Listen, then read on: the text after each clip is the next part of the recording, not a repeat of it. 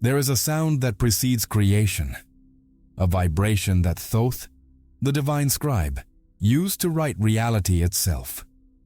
What if I told you that this sound was engraved, not in stone, but in the very fabric of the cosmos, and that it can be heard? A secret book that, when heard in the silence of sleep, not only teaches you, but remakes you. It dissolves the person you were conditioned to be, so that the soul you were born to be can finally emerge. This isn't about self-help. It's about soul alchemy. Change won't come from your effort, but from your surrender to this frequency. That emptiness that haunts you isn't a flaw.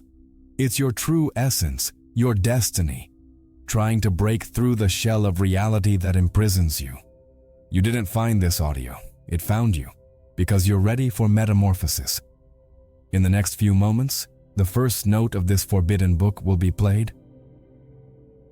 A single truth that will begin to vibrate through you, breaking the invisible chains that bind you. Stay and witness the beginning of your own transformation. What happens when you stop trying to become and simply allow yourself to be? If your soul recognizes this calling, comment, "Let my transformation begin now." Now that you've dared to pull the thread, look at your life. Really look. The people, the money, the health, the recurring challenges. Thoth's wisdom teaches something brutally simple. The outside world is not the cause. It's the effect. Your reality is a perfect and unforgiving mirror. It doesn't show you what you want. It shows you who you are, the vibration you emit every second. Complaining about what you see in that mirror is insane. It's like yelling at your reflection, hoping it will change first. Do you hate your job? The mirror reflects your lack of purpose. Are your relationships a disaster? It reveals your lack of self-love. Is money never enough? The mirror only echoes your deep-seated belief in scarcity, keeping you trapped in the same cycle of frustration. Think about it. Why does the same crisis destroy one person and become the greatest opportunity for another? The external event is neutral, a blank canvas. What changes is your internal frequency, the sum of your beliefs and fears. The universe responds not to your words, but to the silent language of your being, to your deepest truth about what you believe you deserve. Every repetitive problem is an invitation from the mirror to look within. This is an uncomfortable truth, as it shatters all your excuses. If the world is a mirror, the source of everything is within you. There is no one to blame. The responsibility is 100% yours. This may be terrifying, but that is precisely where your absolute power lies.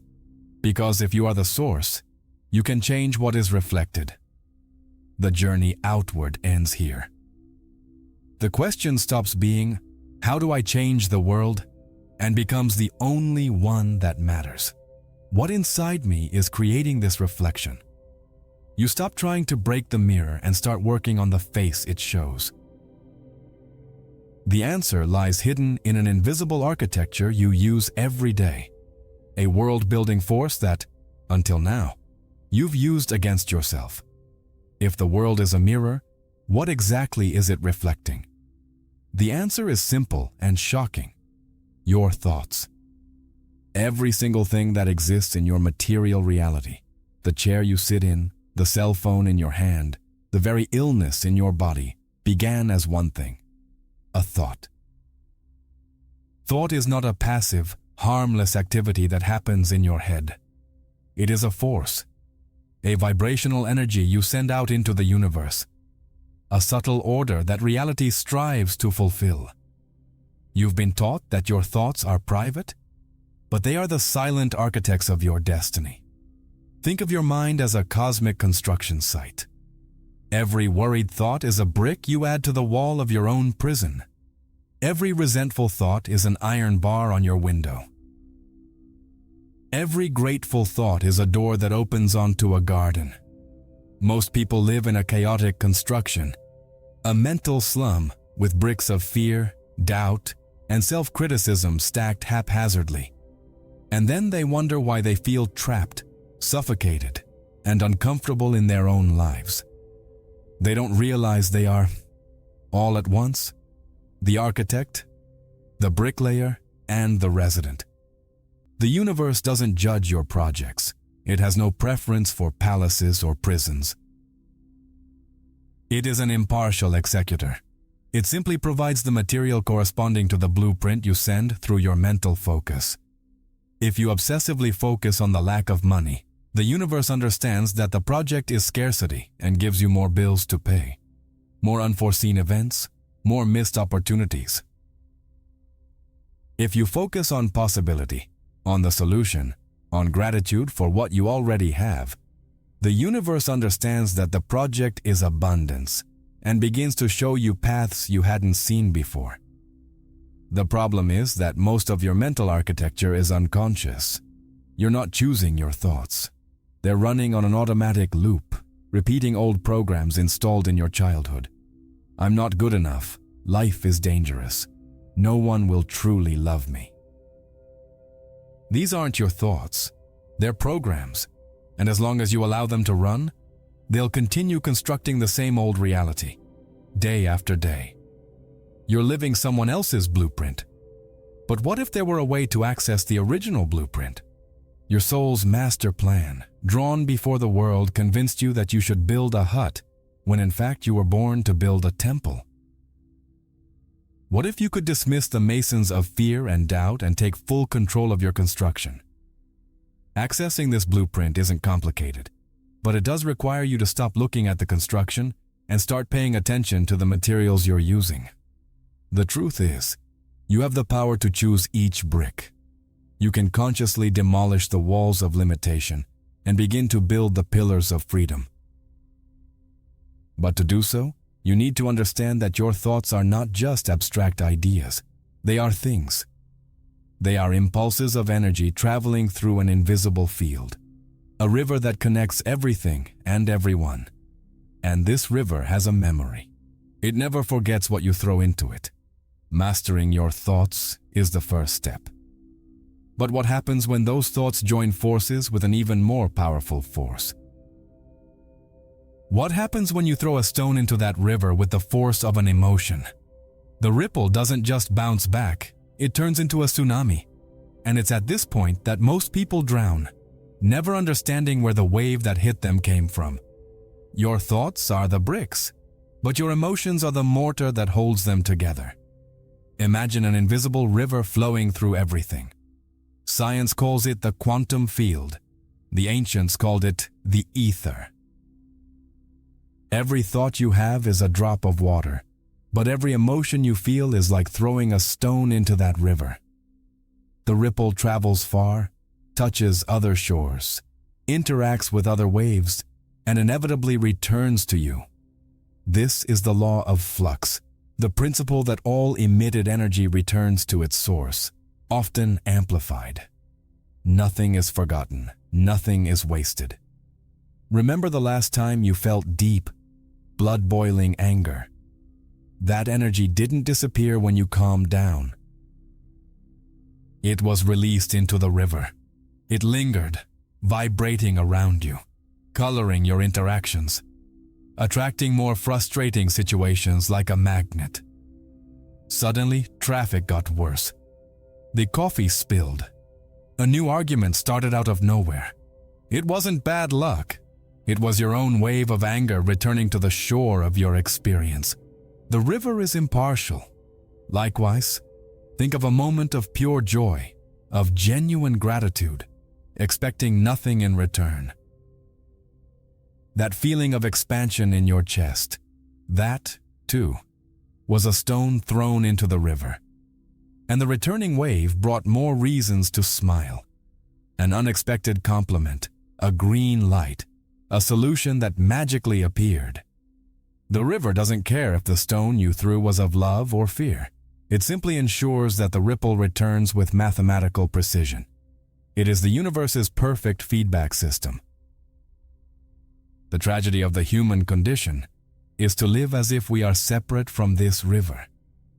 People believe they can harbor envy in secret, judge others in silence, or wallow in self-pity without consequence.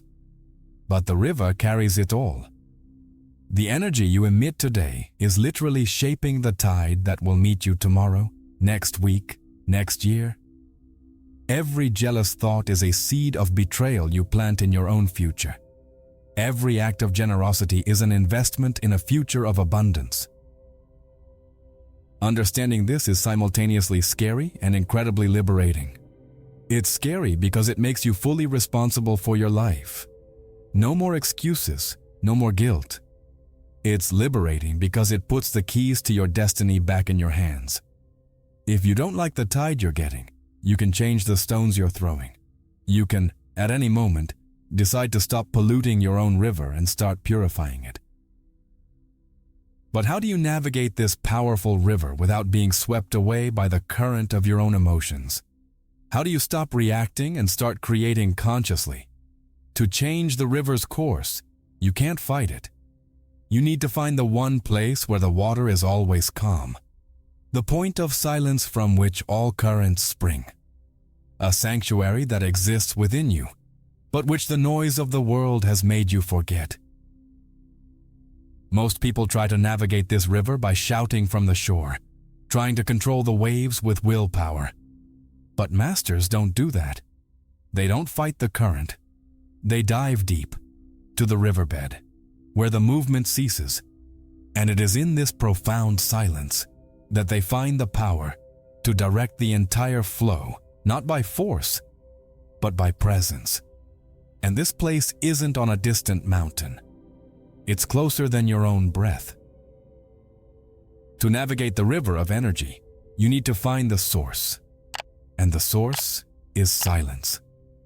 There is a place within you that is beyond the noise of your mind, beyond the anxiety of your heart, beyond the endless to-do list. It is a space of absolute stillness. Your logical mind, your ego, dreads this place. It calls it emptiness, boredom, a waste of time. Because in silence, the ego has no power. But silence is not emptiness, it is wholeness. It is the portal to your deepest wisdom, the sanctuary where the answers you seek already exist. Think of a lake churned by a storm of thoughts and worries. You can't see the bottom. You don't know what's there. You only see the turbulence on the surface. Most people spend their entire lives on this surface, reacting to the waves, desperately trying to keep their heads above water. But when you allow yourself to enter into stillness, even for just a minute, the storm begins to calm, the waters settle, and suddenly, with shocking clarity, you can see the bottom. The answers you desperately seek in the outside world, in books, gurus, videos, aren't there. They're waiting patiently at the bottom of your own inner lake. The solution to that financial problem, clarity about that relationship, inspiration for your next step, it's all already there. Silence doesn't create the answers. It merely removes the noise that prevents you from hearing them. It's an act of tuning your internal radio to the frequency of your soul, rather than leaving it to the static noise of your mind. Your ego will fight this with all its might. It will bombard you with thoughts. You don't have time for this. This is nonsense. You should be doing something productive. The ego thrives on noise, action, and drama. It needs chaos to feel alive. But the truth is that a single moment of true silence, of absolute presence, is more powerful and productive than hours of anxious effort and frantic thinking. In silence, you don't think to find a solution. You allow the solution to emerge to you. It is in this sanctuary that you stop being a leaf in the wind, tossed to and fro by circumstances, and become the mountain itself, unwavering, centered, present. You connect with the part of you that is never confused, never afraid, unaffected by the chaos of the world, the part of you that is eternal. The ancient masters of Egypt knew this. The first and most crucial initiation into the mystery schools was not about rituals, but about mastering inner silence. But what happens when you remain in this silence? What do you discover when the dust settles? You begin to perceive a subtle dance that governs all existence. A constant interplay between two forces that seem opposite, but are actually two sides of the same coin. You realize that your attempt to live only on one side of this dance, the side of light and joy, is the true cause of all your suffering. From the stillness of your inner sanctuary, you gain the perspective to finally understand the secret dance of light and shadow.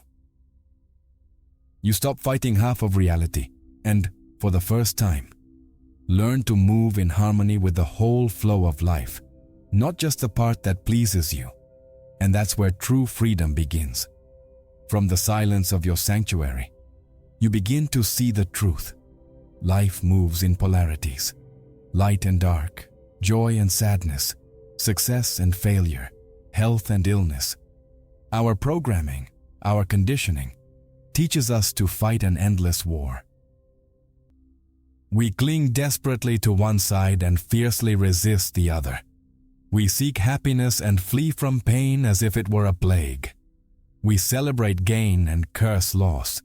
But what if this struggle is the source of all our suffering? What if opposites are not enemies, but dance partners? Think of a seed. For it to reach the sunlight and become a magnificent tree, it must first break through the complete darkness of the earth. It must embrace the humidity, pressure, and discomfort of the subsoil. Darkness is not its enemy. It is the necessary condition for its growth. Without this subterranean phase, no flower would ever bloom. Likewise, the challenges, pain, and failures in your life are not punishments. They are the necessary pressure that strengthens your roots and propels you upward. Trying to live a life of only light, only joy and success is like wanting a day that never has night, an inspiration that never expires. It's a declared war against the very nature of the universe, and it's a war you're destined to lose. True mastery isn't in eliminating the shadow, but in learning to dance with it. It's understanding that pain can be the greatest teacher, that loss can open the necessary space for the new to enter. That uncertainty is the fertile ground where miracles can grow. When you stop resisting half of your life, something miraculous happens. You release an immense amount of energy that was previously spent fighting. You stop swimming against the tide and learn to surf the waves, whether they're of euphoria or despair. It's at this point that you stop being a victim of circumstances and begin to become a master of energy. You understand that darkness doesn't come to destroy you, but to show you where you still need light. Great sages like Thoth were often portrayed as maintaining balance between opposing forces. They did not eliminate one in favor of the other. They understood their interdependent dance. They walked the razor's edge, the middle path, not a lukewarm neutrality, but a dynamic mastery. They neither clinged to ecstasy nor crumbled into despair. They remained in the center of the cyclone, in the eye of the hurricane, recognizing both sides as manifestations of the same single force. Embracing the shadow doesn't mean reveling in negativity. It means having the courage to look at it without judgment. To ask your anxiety, "What are you trying to teach me?" To ask your sadness, "What part of me needs healing?" When you do this, the shadow loses its power over you. It stops being a monster in the basement and becomes an ally on your journey of growth. It becomes the raw material for your power, and it is precisely here that the true secret is revealed. The dance of light and shadow is not just a philosophy of acceptance. It is the foundation of the most powerful process of transformation known to humanity, a process that the ancients concealed in a language of symbols and metaphors, but which is, in fact, an exact science of the soul. the power to take the dense lead of your suffering and transform it into the purest gold of consciousness. You've heard the legends of ancient alchemists, locked in their laboratories, trying to transform lead into gold. The uninitiated, the profane, believed them to be mere metallurgists seeking material wealth. But this was only the outer layer of secrecy, the veil of symbols to protect true knowledge from the greedy and unprepared. The great work of alchemy was never about metals. The laboratory was the human soul. Lead was the dense, heavy ego, full of fear, shame, and limitation. And gold is your true nature, pure, free, sovereign, and enlightened consciousness. This process of transmutation is the journey to becoming who you were meant to be. It's not about adding something to yourself, like a new belief or a new skill. It's a process of purification, of burning, dissolving, and cleansing everything that isn't you, everything that has been superimposed on your golden essence, the trials of your life, the challenges that brought you to your knees. This is the fire of calcination, the first stage of alchemy, burning away your false identities and attachments, those moments of profound sadness, confusion, and despair when you felt yourself dissolving. This is the second stage, dissolution. The ashes of your burned ego dissolve in the waters of your subconscious, bringing to the surface all the repressed emotions, all the hidden traumas, all the wounds that need healing. It's a painful but necessary process. You can't heal what you refuse to feel. This is where you learn to separate your essence from the emotional debris. Every time you choose awareness over automatic reaction, every time you choose love over fear, you are performing separation and conjunction. You are separating the gold from the lead and uniting the polarities within yourself, the masculine and the feminine, reason and intuition, light and shadow. They cease to be warring forces and become partners in a sacred marriage, creating a new harmony, a new inner stability. Becoming who you were meant to be is not a destiny to be achieved in the distant future. It is an act of alchemy that happens now, in this very moment. It is the courage to look at your own lead, your insecurities, your fears, your deepest pains, and instead of cursing or hiding them, recognize them as the sacred raw material for your gold. You are not broken. You are in the midst of a divine transmutation. You are the alchemist. The promise of this path is not a life without challenges. That would be a life without growth, a stagnation. The promise is the ability to become the living philosopher's stone. The ability to transform any challenge into power, any pain into wisdom, any darkness into light. You stop being a victim of the world and become a force of transmutation in it. Your very presence begins to transform the lead around you into gold. The great work is in your hands. The laboratory is your daily life. Every interaction, every emotion, every thought is an opportunity to practice alchemy. You don't need a secret laboratory or indecipherable ancient texts. Everything you need is already within you. The question is, will you continue carrying the weight of lead, or will you have the courage to light the fire and begin the transformation? You're ready to become the alchemist of your soul, but to do so, you need to learn the native language of the universe. Have you ever noticed how certain numbers, like 1111, seem to haunt you? Or how a specific song, loaded with meaning, comes on the radio just as you think of someone? Most people, trapped in their programming, dismiss this as mere coincidence.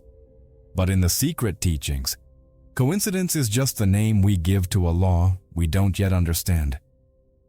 Reality is constantly sending you messages, but it doesn't speak Portuguese or English.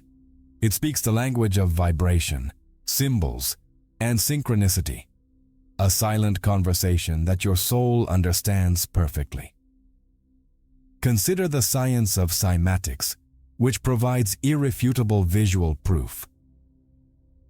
When a sound wave of a specific frequency passes through a plate of sand, it doesn't create chaos.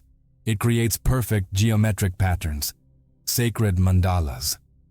A specific sound frequency will always create the same shape, without exception.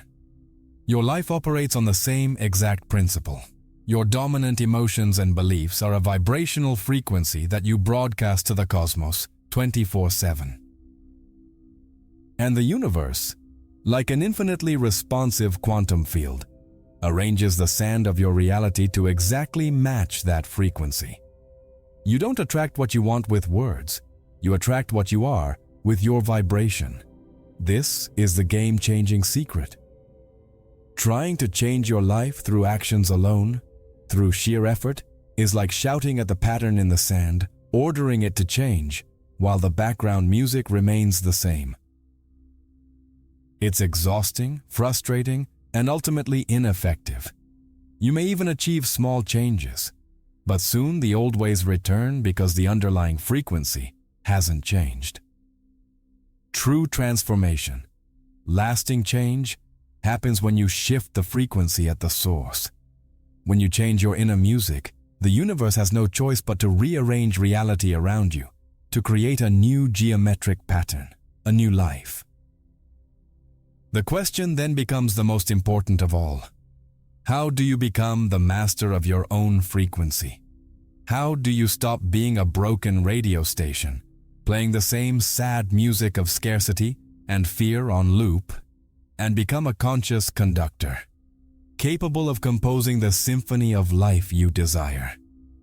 The answer isn't in enforcing positive thoughts, which rarely works. It's in cultivating states of being. Gratitude isn't just a feeling, it's a frequency.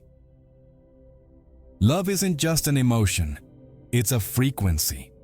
Peace isn't the absence of problems, it's a powerful frequency. You are a transmitting and receiving antenna. The frequency you emit determines the channel of reality you tune into. If you're tuned into the station of fear, all you'll receive is news of disaster, untrustworthy people, and threatening circumstances. If you consciously shift your internal dial to the station of abundance, you begin to pick up signals of opportunity, fortuitous encounters, and financial flow that were previously invisible to you. They were always there, but you weren't on the right frequency to perceive them. The universe hides nothing. It simply responds to your tuning. Learning this language is learning to feel. It's paying attention to how your body reacts. Anxiety is a sign that your frequency is low. A feeling of expansion in the chest is a sign that your frequency is high. Your body is your vibrational gauge. Instead of ignoring these signals, start using them as a guide. When you feel bad, don't judge yourself. Just ask, what thought or belief is making me vibrate at this frequency? Awareness is the first step to change. You can't change a radio station if you don't know which one you're tuned to. Mastering your frequency is key to alchemy. But even the highest frequency can be blocked if the flow of energy is dammed. You can learn to vibrate at the frequency of abundance, but if you refuse to participate in the cosmic dance of giving and receiving, that energy will remain stagnant, unable to manifest. For music to transform into matter, it needs an open channel to flow, a sacred pact that nature understands perfectly, but that humanity has forgotten. For its new frequency to shape the world, energy must circulate. The universe operates under a sacred and unbreakable law of flow, the law of reciprocity.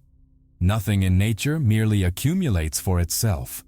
The tree bears its fruit without asking for anything in return, and thus receives nutrients from the soil and light from the sun.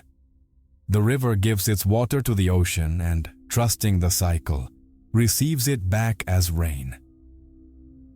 Life is a constant and balanced dance of giving and receiving. When this flow is honored, abundance, vitality, and expansion flourish. When it is blocked by fear, stagnation, disease, and decay set in. Many live at one of two unbalanced extremes, both born of the same illusion of scarcity. On one side, there are those who live with a clenched fist, afraid to give of their time, money, knowledge, or love. They believe their resources are finite and that if they give, they will be depleted. They build a dam in the river of life, and their reality becomes a pool of stagnant water, filled with silt and resentment. They wonder why nothing new happens, unaware that they themselves have closed the floodgate. At the other extreme, there are those who give excessively, but from a place of need. They exhaust themselves in the hope of receiving validation, love, or recognition. They give to manipulate, to buy affection, to feel worthy. This type of giving doesn't come from a place of fullness, but from an inner emptiness. It's a drain on energy, not a flow. Both patterns, the miser and the martyr, violate the sacred law of reciprocity and inevitably lead to suffering and lack. They are two sides of the same coin of fear. The secret to flow isn't the amount you give or receive, but the intention and energy behind the exchange. The universe doesn't respond to martyrs or misers. It responds to the frequency of joy and trust. Giving with an open and grateful heart, without strings or expectations, is a powerful signal to the universe that you trust the flow. It's a declaration that you know it comes from an infinite source. This act of trust opens the channels to receive even more, from often unexpected sources. Receiving is the other half of the dance, and for many, it's the hardest part. We've been taught to feel guilty or indebted when receiving, but refusing a compliment, a gift, or help is like blocking the rain from falling on the river. It's an act of arrogance that tells the universe, "I don't need your abundance." Receiving with genuine gratitude and without guilt completes the cycle. It honors the giver and ensures the flow of energy continues, benefiting everyone. Giving and receiving are the in-breath and out-breath of the cosmos. You can't live doing only one of the two. Take an honest look at your life. Where are you blocking the flow? Where are you clenching your fists in fear of lack? Where are you emptying yourself, giving away what you don't have to try to fill a void? The answer to this question is the key to unlocking an abundance you never knew was available to you. Start small, give a sincere compliment, donate something you no longer use, buy a stranger a coffee. And when the universe returns it to you, welcome it with open arms, with a thank you from the depths of your soul. By practicing conscious flow, you are oiling the wheels of manifestation. Your elevated frequency now has a clear path to travel. But there is one final piece in this creative puzzle, a force so powerful that it directs the entire flow of energy, a cosmic currency that you possess in abundance, but which the system is designed to steal from you at every second. Mastering it is the final step to becoming a master of reality. You've learned to shift your frequency and honor the flow. But where does this energy go? The answer lies in the most powerful currency in the cosmos, more valuable than all the gold in the world and more powerful than any army. You possess it in infinite abundance, but the system has trained you to spend it recklessly and unconsciously every day. This currency is your attention. Where your attention goes, your energy flows. And what you feed with your energy grows, expands, and manifests in your life. Your attention is the rudder of the ship of your reality, directing the power of the universe. Think of sunlight, a vast, diffuse energy. Spread over a large area, it gently warms. But when that same energy is focused through a magnifying glass onto a single point, it becomes so powerful it can start a fire, burn through wood. Your attention works exactly the same way. Scattered between worries about the past, anxieties about the future, phone notifications, gossip, and other people's dramas, your creative energy becomes weak, diffuse, and ineffective. You feel exhausted, but nothing meaningful happens. But when you learn the art of deliberately and sustainably focusing your attention on a single vision, a single goal, you become that magnifying glass. You become a force of nature. You gather all your scattered energy and direct it like a laser, capable of burning through obstacles, dissolving problems, and carving new timelines. The universe bends to the direction of your focus. It's not that the world submits to your will, but it reveals the aspect you choose to illuminate with the flashlight of your consciousness. The greatest challenge of our era is the silent war for your attention. Everything around you, from your cell phone to the news, is meticulously designed to steal it, fragment it, and direct it away from your power. The system needs your attention to be focused on fear, consumption, and distraction, because a person whose attention is scattered is a powerless person, easy to control. Regaining sovereign control of your attention is the most revolutionary act you can perform. It is your declaration of independence from the matrix. It's not about trying to control every thought, an impossible task that only creates more frustration. It's about consciously choosing where your focus will rest. Where is your attention right now? On the lack of money, or on gratitude for the air you breathe? On the problem that seems insoluble, or on the creative search for a solution? On the fear of what might go wrong, or on the excitement of what might go right?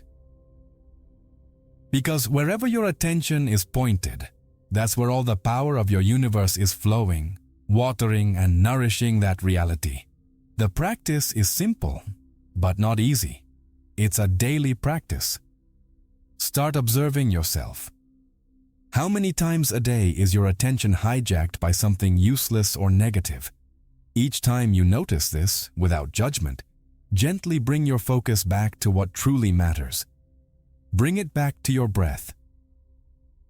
Bring it back to the sensation of your body. Bring it back to your vision, to your purpose. Each time you do this, you strengthen the muscle of your awareness. You are training to become a master focuser. But why isn't such immense power common knowledge? Why has this wisdom been veiled, hidden in myths and allegories? The answer is that power always comes with responsibility, and truth is only revealed to those who prove themselves ready to bear it. There are guardians, not of physical gates, but of thresholds of consciousness, who ensure that the flame of knowledge is not handed over to those who would use it to burn the world. If this knowledge is so powerful, why does it seem hidden? Why isn't it taught in schools or transmitted openly? The truth is that sacred knowledge, the instruction manual of reality, has always been protected. Not to deny it to the masses out of elitism, but to ensure it only reached those ready to use it responsibly, with integrity, and with a pure heart. Thoth, the divine scribe, is the perfect archetype of this guardian, one who reveals and conceals, gauging the seeker's readiness. Power in unprepared hands, in the hands of the ego, does not liberate, it destroys, creating tyrants instead of sages. These guardians aren't mythical figures with flaming swords at a golden gate. They are a cosmic intelligence, a consciousness that operates within the very fabric of life. They manifest as frustrating delays that are actually protecting you from a success you don't yet have the emotional structure to handle. They are that subtle voice of intuition that prevents you from closing a deal that seems perfect, but would lead to your ruin. They are the book that accidentally falls off the shelf in front of you, containing the exact message you needed to hear. They don't prohibit access, they filter readiness. Your very life is a series of veiled tests and initiations administered by these guardians. Each time you receive a fragment of wisdom, like the one you are receiving now, they watch closely. What will you do with it? Will you use it to inflate your ego? to feel special and superior to the sleepers? Or will you humbly use it to heal yourself, to grow, to serve a higher purpose, and to help light the way for others? Your intention is the passport. How you integrate each small truth determines whether the next door will open. If you use knowledge to judge, the flow is cut off. If you use it to love, the flow expands. The guardians aren't testing your intelligence or your ability to memorize concepts.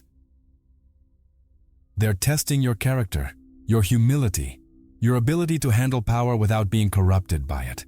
The spiritual journey isn't a race to accumulate information, but a purification of the heart. Only the pure of heart can see the truth without distorting it with the filter of the ego. And ultimately, the final guardian you must find is not outside. The greatest guardian is an echo of your own higher self, the wisest part of you. It is your own consciousness that stands at the gates of knowledge until you heal enough, until you love yourself enough not to use that power to self-destruct. Guardians never block your path to punish you. They simply test whether you are ready to carry the sacred fire without getting burned.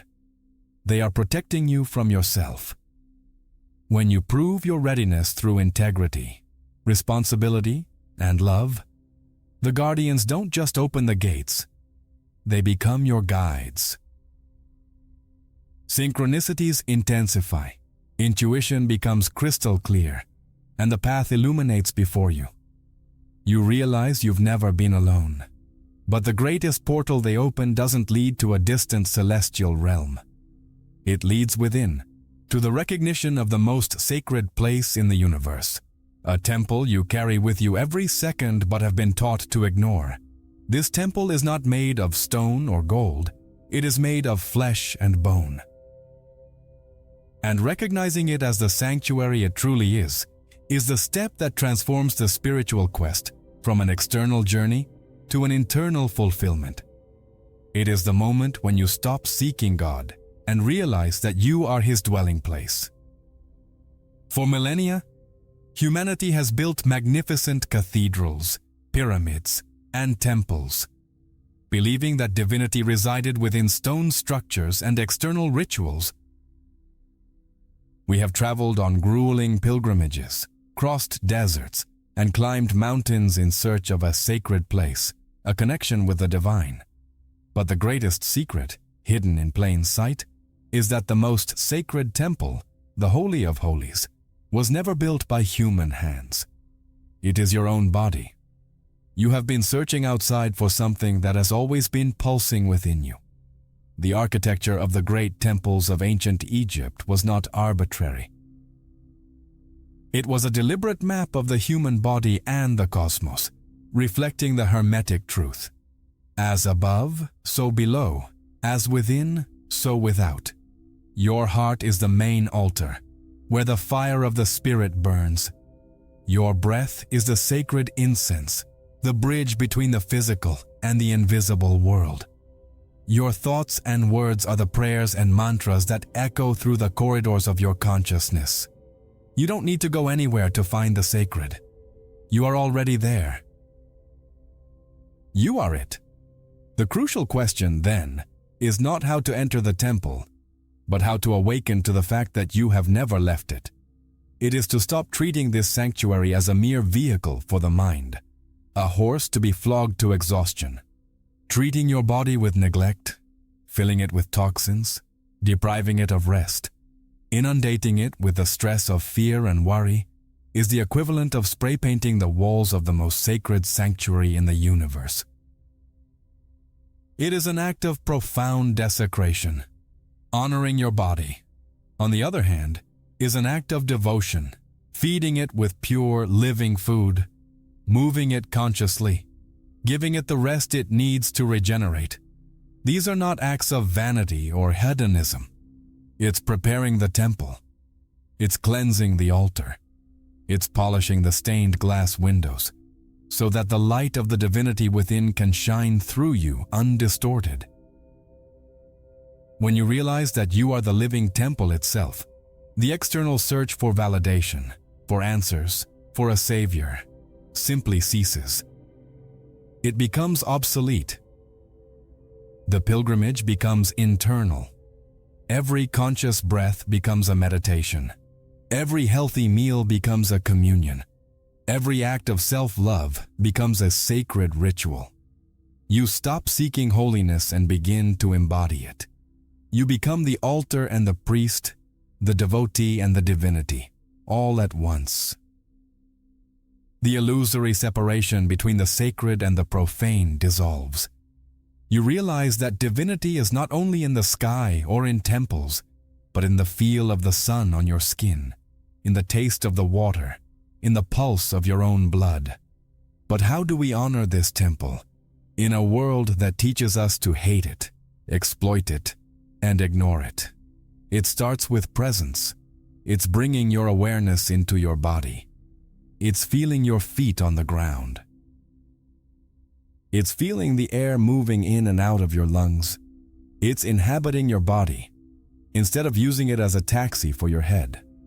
By doing this, you anchor your energy, you become present, and in the present moment, you escape the tyranny of time. And this is where you discover another fundamental illusion, the idea that time is a straight line, and that you are racing against it. By inhabiting the temple of your body, you step outside this line and enter a completely different temporal flow, one that is not linear, but cyclical, a spiral that offers you infinite opportunities for healing and evolution, if you know how to navigate it. Most of us have been programmed to perceive time as a straight, relentless line, marching from the past, gone forever, to the future, yet to come. We live with the anxiety of running out of time, with the regret of missed opportunities. But this is one of the greatest illusions of the three-dimensional mind, designed to keep you running on the rat race. Time, in its true nature, is not a line. It is a spiral. It circles and returns, bringing back the same lessons, the same patterns, and the same opportunities, but always at a higher level of consciousness. This is why you can end an abusive relationship, only to find a new person who abuses you in a slightly different way. This is why you can leave a toxic job, only to recreate the same environment in the next one. The lesson hasn't been learned. The pattern hasn't been broken. So, the spiral of time, in its infinite mercy, brings the situation back to you, offering a new chance to make a different, more conscious choice. You're not trapped in a vicious cycle. You're climbing a spiral staircase. This isn't a punishment. It's the grace of the universe at work. It ensures you have every chance you need to master the lessons your soul came to learn. What feels like frustrating and irritating repetition is actually a golden opportunity for ascension. With each turn of the spiral, you're wiser, stronger, and more aware than the previous turn. You have the chance to respond instead of react. To choose love instead of fear. To break the pattern instead of repeating it. With each conscious choice, you climb a step up the spiral. This understanding changes absolutely everything. Regret becomes futile because no door is truly closed. Anxiety about the future dissolves because you know you'll have all the opportunities you need. You're not late. You haven't missed your chance. You're exactly where you need to be on your cosmic resume. Every moment becomes a point of power, a portal where you can interact with the spiral and change its trajectory. You stop being a victim of time and become its co-creator. The delays in your life, which previously caused you so much frustration, are now seen for what they truly are: divine alignments. The spiral ensures that all conditions, internal and external, are perfectly ripe for the next step. Trust the rhythm. The fruit cannot be picked before it is ripe.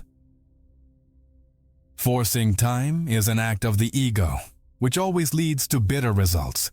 The soul knows how to wait, because it understands the cyclical nature of creation. The spiral of time is always bending in favor of your awakening. But what happens when you climb high enough on the spiral? What happens when you learn the lessons, heal the wounds, and integrate the wisdom? The spiral doesn't disappear. Instead, you reach its center. You reach the point of stillness, the axis around which everything revolves. And from that point on, you are no longer carried along by the spiral. You become its center. You stop being a seeker traveling through time and take your rightful place on the throne of your own existence. All the teachings, all the laws, all the practices you've learned so far converge toward this final, culminating moment. The alchemy, the flow, the frequency, the attention, the dance of opposites. All of this was training. All of this was preparation for the main event, your coronation. Not an external coronation with applause and recognition, but an internal, silent, and infinitely more powerful coronation. Everything you've learned so far has brought you to this moment, the return to the throne. But forget about golden thrones and power over others, for these are merely toys of the ego. This is the throne of sovereignty over yourself. It's the moment you cease to be a slave to circumstances, a puppet of your emotions, and a prisoner of your thoughts. Now, you take your rightful place as the conscious creator of your reality. Being sovereign is the profound understanding that nothing outside of you has power over your inner state, unless you allow it. It's about stopping blaming the world, the government, or your past for your unhappiness, and claiming 100% responsibility for your own energy. It's the transition from victim consciousness to creator consciousness. This is the only crowning achievement that truly matters, the true power that Thoth taught. Inner coronation is the moment you stop asking for permission to be yourself. You stop seeking validation in the eyes of others and diminishing your light to fit into small spaces. You stand up in your full truth and authenticity, without excuses. You stop being a seeker and become a source. You radiate love instead of begging for it, becoming the cause, not the effect. This doesn't mean becoming a perfect, emotionless being. The sovereign still feels, but doesn't identify with what he feels. He sees anger and sadness as clouds passing through the infinite sky of his consciousness. But he knows he is the sky, not the clouds. He uses emotions as a guide, a map, but never allows them to take control of his inner throne, for he is the calm in the eye of the storm. The scepter of your kingdom is your attention, the crown is your conscience, and the throne is your heart. Claiming this throne is the ultimate act of courage, the commitment to your own soul. And here, the greatest truth is revealed. The throne has never been empty. You are not achieving something new. You are simply returning home. You are shedding what is not you, so that your essence, which has always been there, can finally reign. And so, the journey brings you back to your starting point. But nothing is the same. The veil of oblivion has not been violently torn, but gently lifted, revealing a landscape that was always there, but which you could not see. The secret language of the universe is now your native dialect. You have learned to navigate the river of energy, to polish the mirror of reality, and to build palaces with the bricks of thought. You have found sanctuary in silence, danced with opposites, mastered the spiral of time, and become the alchemist of your own soul. You have claimed your throne. The ultimate destination, the great revelation, was never about becoming something you weren't. It was a process of stripping yourself bare, a stripping away of all the lies you were taught to believe about yourself. The layer of I'm not good enough. The layer of I need the approval of others to be happy. The layer of I'm a victim of my circumstances. Beneath all these layers of dust and conditioning, your golden truth, your divine essence, was always there, untouched, perfect, and eternally brilliant. You don't become who you were meant to be. You remember who you always were. The journey doesn't end here. In fact, it just begins in a whole new way. You no longer live to seek truth. You live as truth incarnate. You no longer need to hear the secrets of Thoth from an external source, because now you embody them. Wisdom flows through you. The divinity you sought in ancient texts, in distant temples, and in charismatic gurus is now looking through your eyes, listening through your ears, and loving through your heart. The throne wasn't empty. It was just waiting for you, the rightful heir, to return from your long journey into oblivion. Being who you were meant to be is simply sitting on that throne and being, just being, without effort, without struggle, without pretense. It's the realization that you are not a drop in the ocean, but the entire ocean in a drop. The search is over. Separation was the final illusion to be dissolved. From this place of remembrance, your life becomes an expression of your soul, not a reaction to your circumstances. You act from inspiration, not desperation. You create from joy, not necessity. You become a beacon of light, not because you try to be, but because that's who you are. Your simple presence begins to awaken others, reminding them of their own forgotten divinity, not with words, but with the frequency you radiate. This is the promise fulfilled. Not a life free of problems, but a life where you are greater than any problem. Not a life of constant happiness, but a life of unshakable peace that exists beneath both happiness and sadness. You didn't escape the matrix. You woke up inside it and realized that you are the only one with the power to rewrite the code. The game continues. But now you know the rules, and, more importantly, you know who you are. The secret book of Thoth is not an external text. It is written in your DNA, in your heart, in your consciousness. You have just learned to read it. Reality did not change effortlessly. You changed, and reality had no choice but to follow your example. The power has always been in your hands. The kingdom has always been yours. Welcome back to your sovereignty.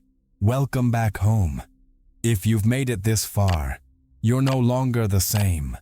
The seed of remembrance has been planted. To seal this moment and connect with others who have also heard the call, leave the phrase in the comments. The secret book spoke to me. If this knowledge resonated with you and you want to help this channel grow and spread more content like this, there's a way to contribute directly in the first pinned comment. Any help you can give is immensely important to me and the future of this work. But know that just making it to the end is a huge help. And you can also share this video with someone who needs to hear this message. And before you leave, the journey doesn't have to end here. I've put together a special video to help you take the next step, to delve even deeper into what we started today. Don't leave yet. Click on the video that's currently playing on your screen, and we'll meet you there.